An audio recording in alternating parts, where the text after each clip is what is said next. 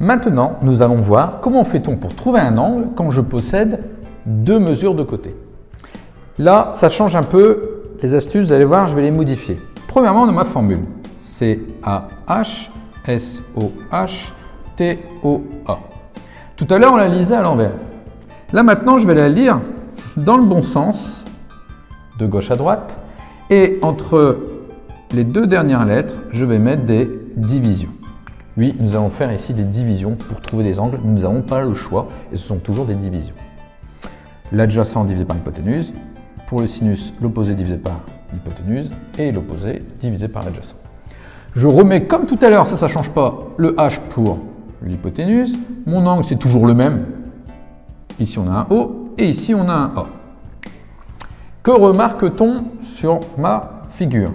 Je connais l'adjacent, je connais l'opposé.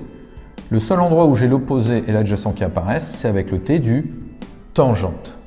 Donc je vais utiliser, a priori, pour trouver l'angle qui est ici, tangente. Je n'utiliserai pas les autres, puisque je ne connais rien sur le H qui est l'hypoténuse. On est parti, je vais donc utiliser la tangente.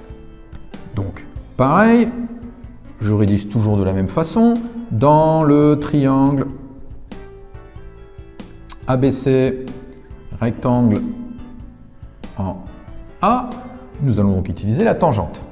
Donc, je vais lire la formule dans le bon sens, tangente. De quel angle? Mon angle s'appelle A, B et C. C'est celui que je cherche.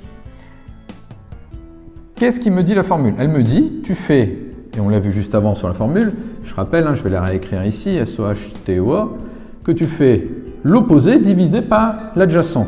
Donc là, je vais faire l'opposé. L'opposé, c'est quoi? C'est AC. Que tu vas diviser par l'adjacent qui est AB. Donc, une fois que j'ai mis mes besoins, que j'ai mis mon outil, je vais passer au calcul. Tangente ABC, parce que je cherche l'angle qui est ici, va être égal à la division de 9 par 5.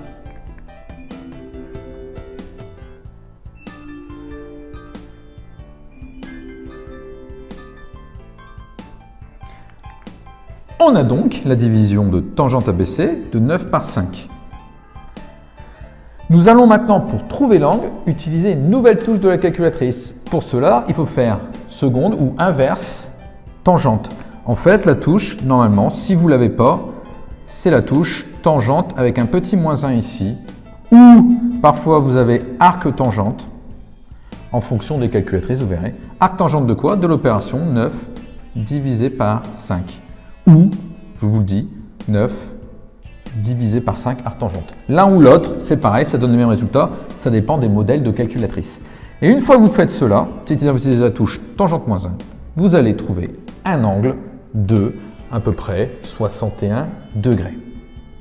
C'est-à-dire que l'angle qui se trouve ici, avec ces deux mesures-là, fait 61 degrés.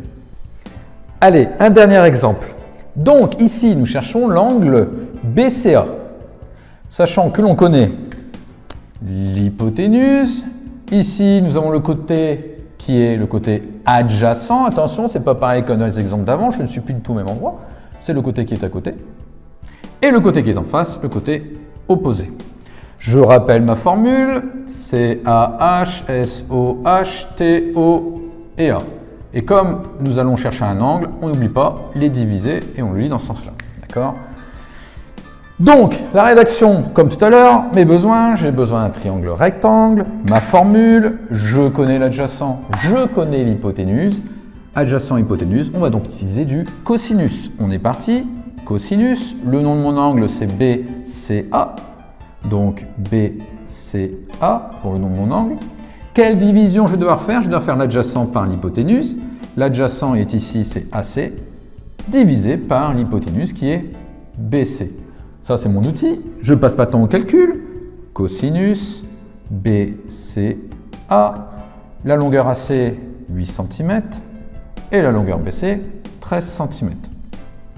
Je vais utiliser maintenant la touche de la calculatrice qui n'est pas la touche cosinus mais la touche inverse cosinus qui est la touche cos-1 ou arc cosinus. De quelle opération de 8 divisé par 13? Et une fois que l'on tape cela à la calculatrice, nous arrivons sur un angle de 52 degrés. Donc l'angle C mesure 52 degrés. Voilà, j'espère que ça a été clair. J'espère que vous avez bien compris la trigonométrie dans le cadre des triangles rectangles et des fonctions sinus, cosinus et tangente. Je vous dis à très vite sur Maths et Mastus.